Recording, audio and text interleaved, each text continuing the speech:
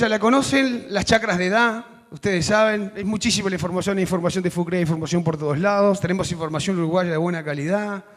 Que si miramos como un indicador, no importa cómo está hecho esto, está publicado y se usó el año pasado, el nitrógeno aportado por el suelo y las chacras que vienen de pasturas, cuando están bien manejadas, podemos esperar 80, 90 kilos de nitrógeno. Esto está medido más o menos a los 100 días, a cerca de 900 a 1 kilo por día.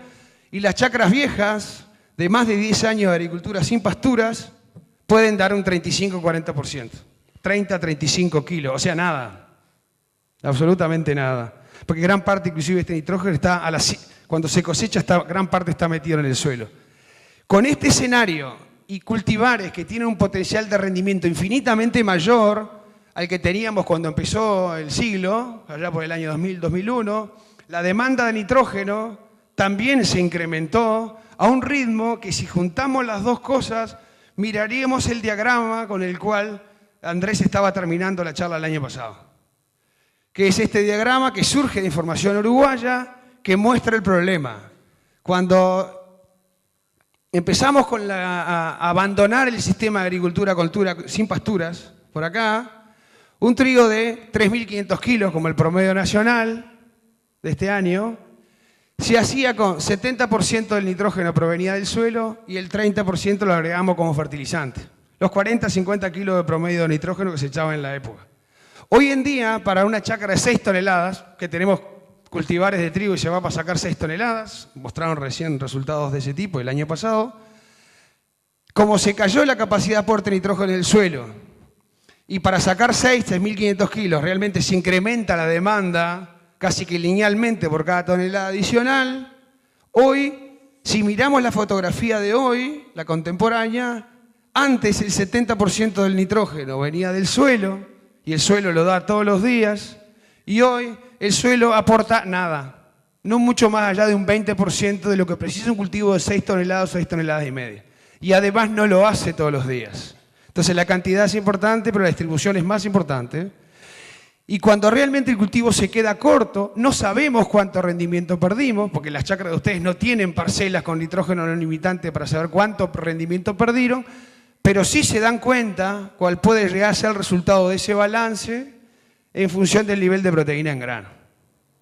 Y hay muchos cultivares que cuando se quedan cortos bajan mucho la proteína en grano, tanto en trigo como en cebada. La amenaza ya estaba hace 6 años. Y lo digo esto porque cuando uno miraba experimentos en el 2010, en el 2011, Facultad de Agronomía, Facultad INA, y voy a mostrar 2 datos de la zona norte, donde generalmente el trigo tiene más proteína que el sur, ¿sí? Nosotros en los experimentos ya veíamos que lo que el suelo aportaba era mucho, porque tenemos campos experimentales donde las chacras son nuevas, pero en la medida que aparecían rendimientos muy importantes, ¿sí? Esto es en la estanzuela en Yum, perdón, y esto es en Paysandú. Cada vez que teníamos situaciones de 7, 8 toneladas, que ya las estábamos obteniendo acá, en estos experimentos aparecía la tendencia muy fuerte, la proteína baja, lo mismo acá. Niveles de proteína muy por debajo de lo que nos exigen para poder decir este es un trigo que es exportable. Más allá de un trigo para hacer una harina de calidad, un trigo exportable. Y obviamente esto lo estábamos obteniendo en los experimentos. La información de chacra es exactamente la misma, ¿sí? Se produce con niveles de rendimiento un poco más bajos.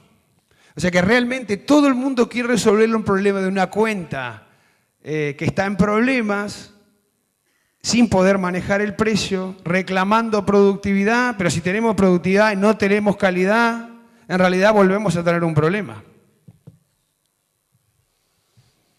Si miramos en la cebada es parecido y muestro información del año pasado en Paysandú, que fue puntualmente para la estación experimental de la MAC, fue un año muy bueno para cebada.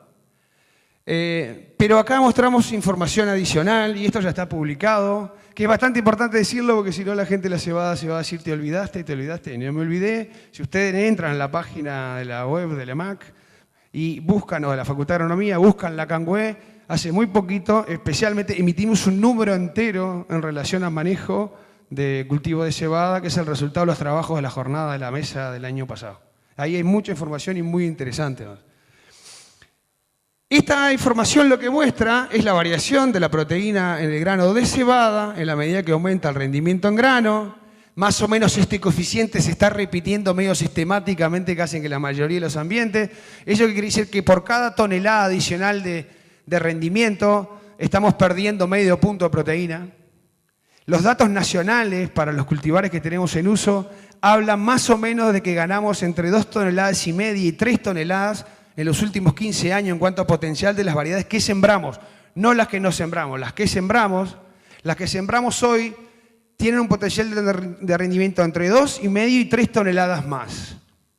Por lo tanto, haciendo exactamente lo mismo en el mismo suelo, si fueran exactamente el mismo tipo de materiales, la tendencia a tener 1,5 puntos de proteína menos.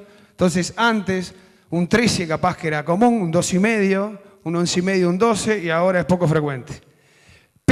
Y era el problema que tenía la cebada hace 15 años, pasarse proteína. Y el miedo de la gente era pasarse proteína. Y la gente se quedó con el miedo a pasarse proteína. Y la evidencia dice que estamos pasados pero para abajo.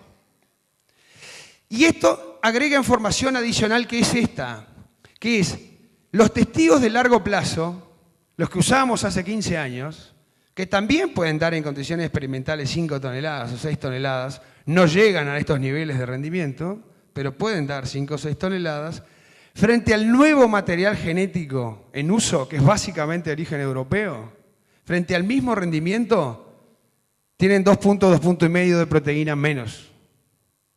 Y no vamos a profundizar cuáles son las razones, porque ni siquiera las tenemos muy claras. Pero el material genético que tenemos hoy en cebada, la anhelamos desde el 1985 hasta el 2000, tener cultivares de cebada que topearan proteína más abajo. Las logramos, estos materiales tienen proteína más baja al mismo nivel de rendimiento, pero más ahora rinden, y cuando rindes, la proteína hace que ni siquiera... Acá hay que saber que en Uruguay hay lotes de cebada de 7 proteínas, ¿no? Eso se llama sorgo, no se llama cebada. Y obviamente es el resultado de que el nitrógeno que anda por ahí más el que se le agrega va básicamente a rendimiento y sobra muy poco para tener un cereal con esos niveles de proteína.